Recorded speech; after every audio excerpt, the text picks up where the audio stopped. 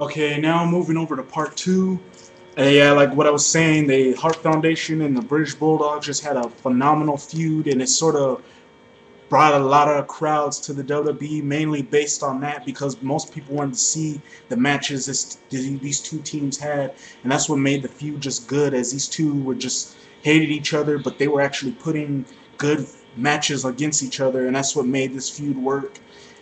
And that's one of the reasons why I have it as one of the best feuds. Also on this Wrestling Forgotten Gems, you also had You also had tag team title feuds as well, just like tag team title feuds such as the Brainbusters and the Hart Foundation. That was a good feud over the tag team titles. You also had the you also had Demolition and the Hart Foundation. This was a very good feud, which led to a 2 out of 3 falls matchup between the two teams at SummerSlam, which I'm going to be talking about. Very good feud. You had Money Inc. against the Steiner brothers, which was also another good feud where the Steiner brothers and Money Inc. would trade the belts back and forth. I love that feud back in 1993, and it also gave Money Inc. someone to feud with, and it gave the Steiners something to do as well, as they were just destroying teams back in 1993, and they ran into a team that they just had a hard time getting rid of, and that's what made this feud good. You also had Steve Austin, Shawn Michaels gets the British Bulldog and Owen Hart feud. It wasn't really considered a feud, but it was sort of, I guess you could say it was a feud as they were feuding over the tag team titles, but it was these Shawn Michaels and Steve Austin would only last as a team for like 2 weeks or something like that, but still just a very good feud, which led to Shawn Michaels and Steve Austin being tag team champions for a good week or two, but still a very good feud.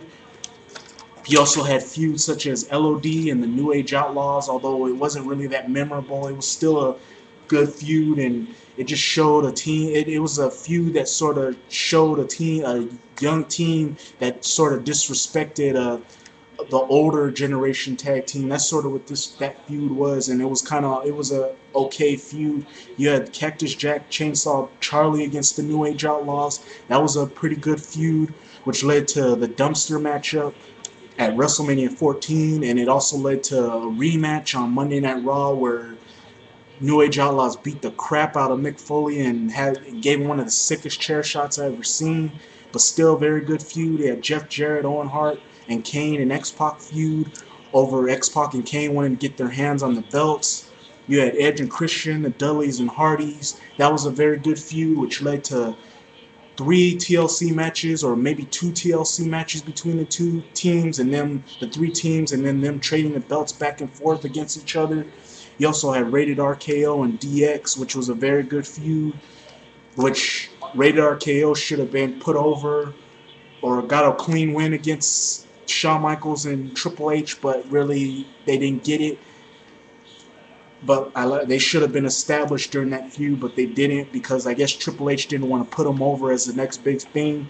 You also had Rated RKO and John Cena and Shawn Michaels feuding, which led to John Cena and Shawn Michaels being tag team champions. You had the Colognes and Miz and Morrison feud over the belts, which was a very good feud where they were feuding in January, February, and March, and it led to the feud ending at WrestleMania. Well, yeah, WrestleMania, and then the following Monday on Raw, I believe.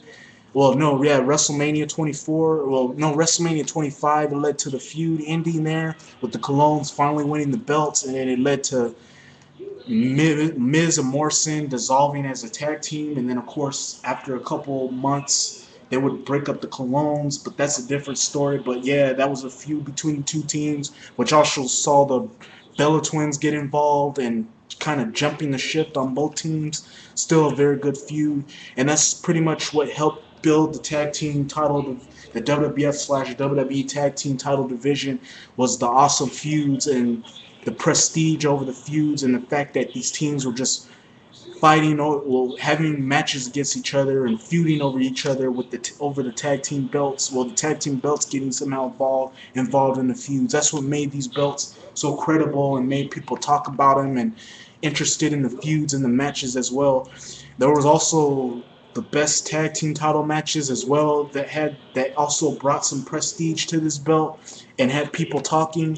You had the Hart Foundation versus the British Bulldogs, which was a match on Superstars where the Hart Foundation beat the British Bulldogs in a controversial fashion, I believe. It was in 1987, I believe, or 1986, not sure what year, but it was around that year. You had the Dream Team and the British Bulldogs at WrestleMania 2. Not the best matchup ever.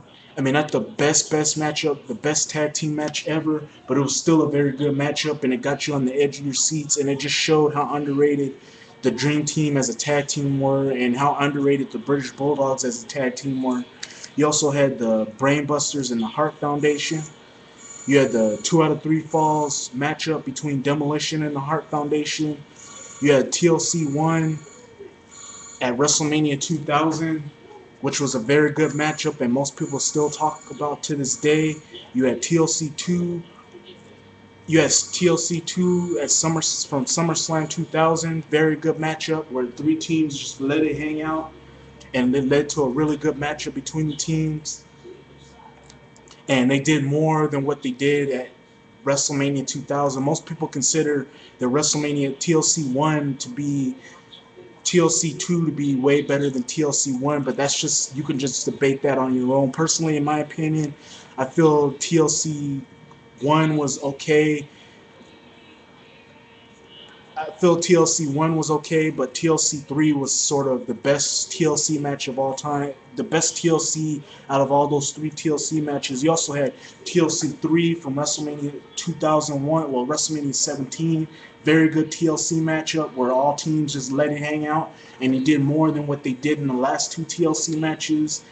You had Owen Hart and the British Bulldog versus Steve Austin and Shawn Michaels, where the crowd was really into that matchup, and they really hated Owen and British Bulldog, and they wanted to see Steve Austin and Shawn Michaels get the belts.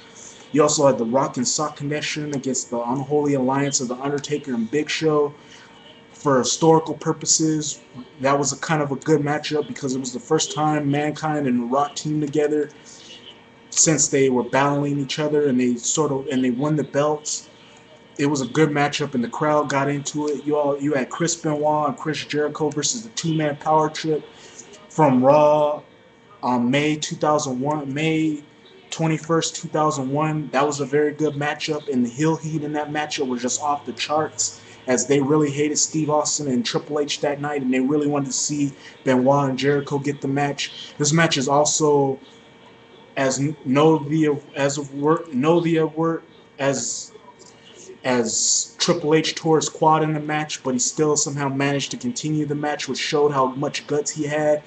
And then, of course, they won the belts, and they will go on a pretty decent title run. You had Eminem versus the Hardys versus London and Kendrick versus Dave Taylor and William Regal at Armageddon 2006, with the Eminem as well in that matchup. That was a good matchup. You had the World's Greatest Tag Team against the Hardy Boys at One Night Stand 2007.